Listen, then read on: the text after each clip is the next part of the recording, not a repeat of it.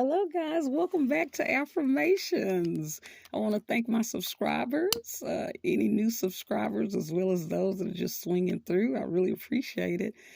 Please continue to like, share, and subscribe. It will help my YouTube channel grow, and I really appreciate it. Uh, let's see. Again, wishing everyone physical, mental, emotional, and spiritual health. Okay. And hoping you all had a great week. Okay. And again, if it wasn't a good week, what's one thing you can do to kind of help it to be better? Right. All right. For those of you that are new, we always start off with our saying, death and life are in the power of the tongue, and they that love it shall eat the fruit thereof. Have you been feeding yourself fresh or rotten fruit? I'm hoping it's fresh. Always wanting to mind what we speak, as well as the self talk we do with ourselves, as well as what we speak about others. If it's done in a malicious intent or you're lying on others, sometimes that can come back on you. The concept of reap what you sow. We want to work on being more kind to each other. Okay to vent, but again, as long as it's not malicious. Okay, let's see. Also, for those of you who are new, each week we always pull from our self therapy card deck, using it for the purpose of the healing of our people, the descendants of the slaves. Normally, I use these in counseling setting when clients have reached therapy goals, if they want to continue to work on goals. This is normally what I recommend. Also, too, encouraging everyone to get the book called Post Traumatic Slave Syndrome, America's Legacy of Enduring Injury and Healing by Dr. Joy DeGruy. Again, we've heard of post-traumatic stress disorder, never post-traumatic slave syndrome. Definitely important for us to understand how we're still being affected today. Okay, let's see. Last time I had read a little bit from that. I'm trying to see if it's anything else interesting that I found in there that I wanted to share with you guys today. Let's see. Let's see what they got. This looks interesting. Yeah, this is an interesting thing I want to share with you all. Okay. Okay, so let's look at this. Okay, we're going to talk about this and read a little bit from this book. It says, innocent and angry little boys threatened by a glance. That is something we read previously. Proud parents reluctant to praise their children and feeling the need to inhibit their natural exploratory instincts. That's another section of the book where it talks about parents kind of sometimes holding their children back because, again, and sometimes maybe even saying, oh, they're bad or they're not that great. Those are things that parents during slavery would do because they did not want the masters to see the children as valuable because they would take them and steal them. And so sometimes we're accidentally still doing those things today. Under the disguise of trying to protect our children. Again, if they seem, if you're called uppity or if they feel like you have a skill, you get taken. Okay, so sometimes we're still doing those things. As well as this thing, friends not being able to celebrate the successes of their peers, organizations torn asunder from within, again, that pitting each other against each other, right? Let's see. Also, issues of skin color and hair texture continue to dominate discussions regarding beauty and physical preference, right? Hair is a big thing, right? We've been, taught to kind of make fun of ourselves and talked about. And it's amazing how today you'll see a lot of the, what do they call that? What's the term, y'all? Well, other cultures are normally taking on our appearance and style. There's an excessive focus on material accumulation. Okay, people needing, wanting, and dreaming, yet fearing they will not succeed. Okay, almost sabotaging. Most of all, there's frustration and anger, at times even rage, or feelings that seem to dominate many of our people's lives. Okay, so a lot of times, again, when you do not have Basically, anything you've tried to have of your own has been destroyed or sabotaged. Uh, the learned behavior is to sometimes self sabotage. Okay. So, this is an interesting concept that I want to look at. Let's see what they're saying. Okay, so one of the things that it talks about, it says what is not often addressed is the role our history has played in producing these negative perceptions, images, and behaviors that we have. We rarely look to our history to understand how African Americans adapted their behavior over centuries in order to survive the stifling effects of chattel slavery, effects which are evident today.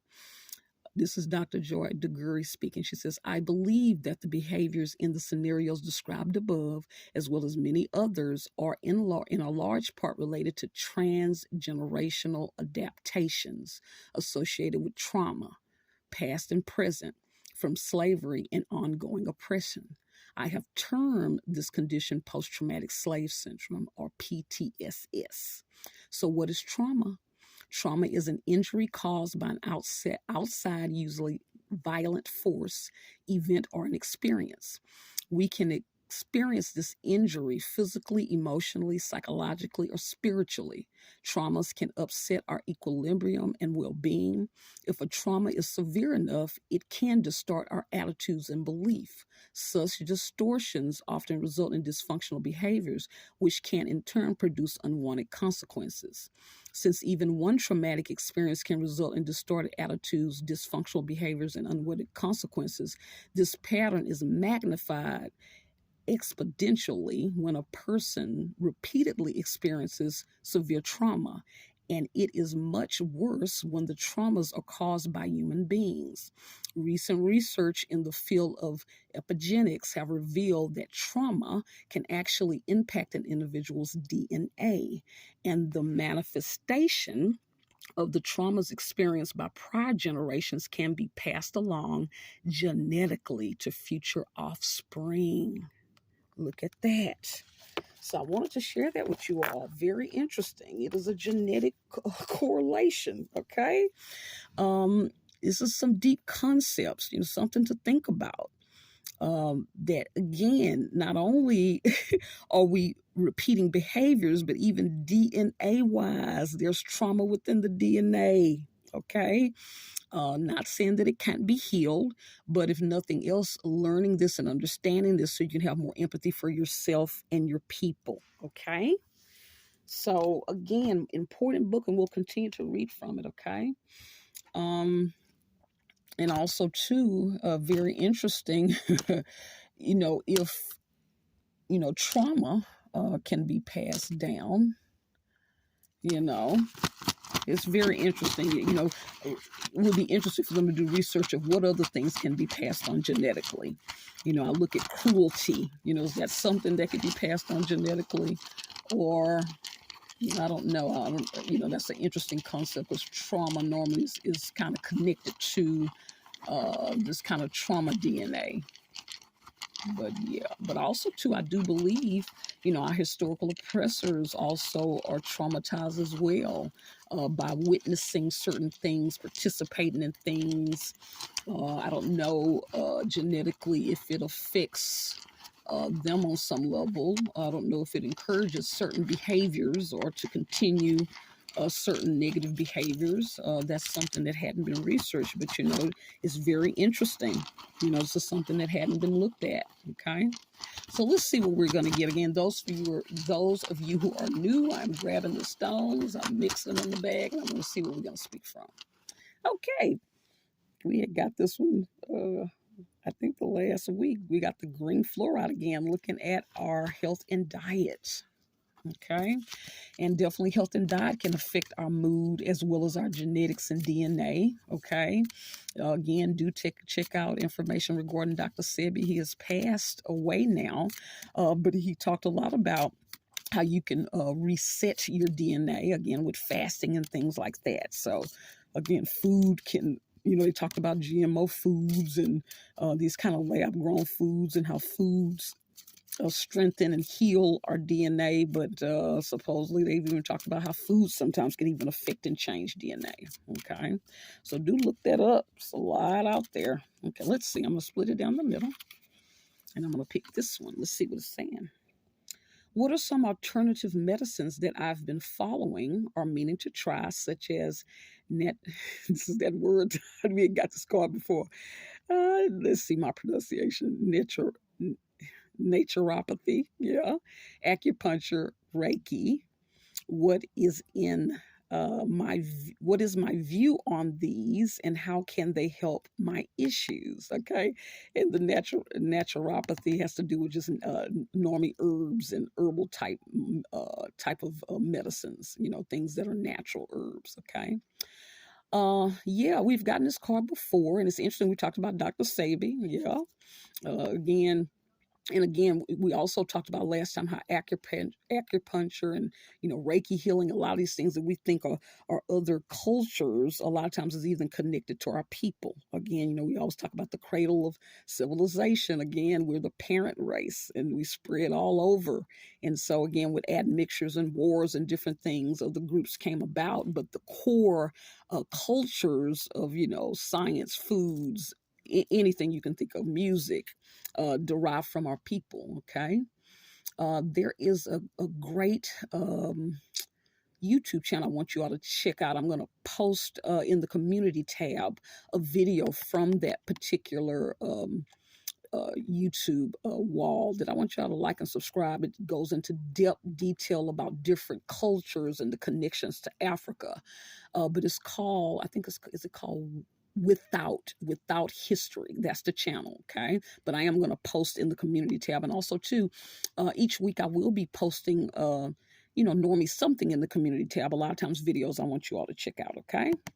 All right. So yeah, tell me in the comment section, have you all tried any of those? Okay. Let's see. Let's pick one more. Let's see what we're going to get. Let's see what we're going to get. Okay. We got the rhodonite stone, right? That's relationships. Okay. Let's see. Normally we always talk about how we get something regarding relationships.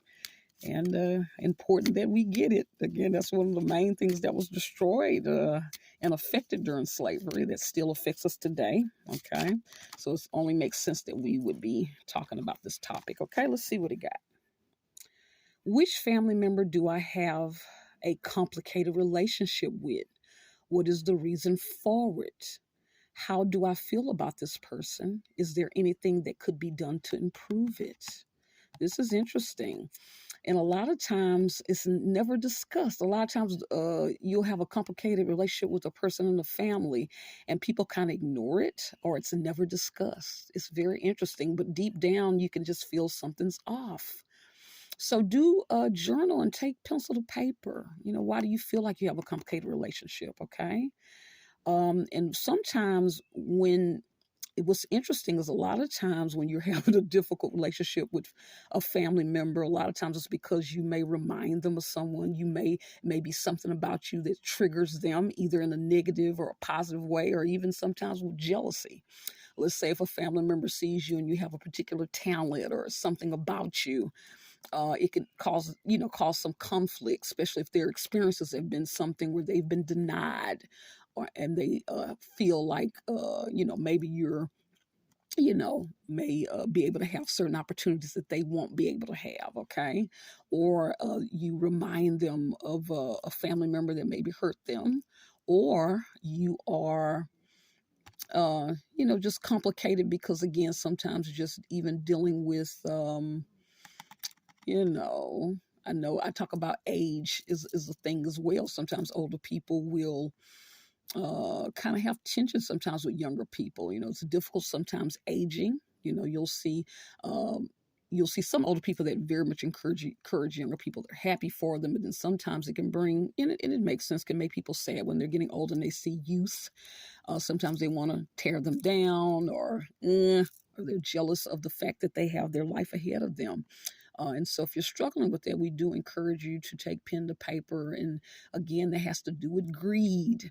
If you've lived your life, you've had your experiences to live, it's only fair that the youth now has their time to be able to live. Okay, and so being able to be very thankful for the experiences that you've had, and encouraging our youth, and sometimes that's tricky to do when we feel like, because at the end of the day, the only thing that's important is you cease to exist. Again, each one must teach one. So again, we have to, especially elders, pass on information. Okay, that is the most valuable thing. That is how you're remembered. You live on through your children, okay, and grandchildren. But yeah, so think about that. Do take pen to paper to try to figure that out if you do have a complicated relationship, okay, and why. Trying to figure out anything else. I know it's a lot more to it. I'm just scanning it again. What family members do I have a complicated relationship with? Yeah, what is the reason? Yeah, and sometimes again, here we go again, the favorite thing, right? We always talk about someone may feel like you're a favorite, right? And so then they kind of take their anger out on you because and again, sometimes it's not their fault. Sometimes people have made them feel angry, but they still don't have a right to take that out on you. But it may explain some things, okay? All right. Okay, and with that, I am going to pick an affirmation. Okay, I got these little new cards. This is so cute. This is a little deck called The Heart of a Teacher. Okay, and at the end of the day, we all are each other's teachers, right? We're all here teaching each other. Some of us here to help heal, and some of us are here to teach people through hardships. Sometimes when we are, you know, operating in our lower vibrations or being negative, we're still teaching people, right? And so the question is, which are you? Which are you? It's so interesting. My daughter had asked one, can light, it's interesting because it's a scripture that talks about light and dark. And so the question is, can light and dark dwell together? And one of the things I talked about, I said, no, one will overtake the other, right? Which one are you? Okay. Let's see. Let's see what we're going to get. Okay, here's a couple. Let's see. This one says, the ultimate ground of faith and knowledge is confidence in the Most High. Okay. And again, for those of you, some people don't believe that. Again, interest in spirit. We are a spiritual people, but we do have some of our people that don't believe that the ultimate ground of faith and knowledge is confidence in the Most High. But normally, at the end of the day, you do need something in order to have hope in, because as humans, we're not able to do it alone. Hopefully you're able to find that with a soul tribe. But at the end of the day, when you're on that deathbed, even if I love Erica Badu, she has a quote talking about those that don't believe in God, but they fear him just the same. Yeah. It says, the Most High will be your confidence and will keep your foot from being caught. Okay. All right. So, yeah. So, again, spirituality, being the thing that helps us to understand that at the end of the day, because we're very spiritual people, and that is definitely one of the ways we were able to survive slavery. Okay. And so we do want to, continue to tap into that. Okay. And with that, guys, I appreciate you so much for returning. I want you all to like, share, and subscribe. Do check out the community tab. Okay. And I will see you all next time. Bye.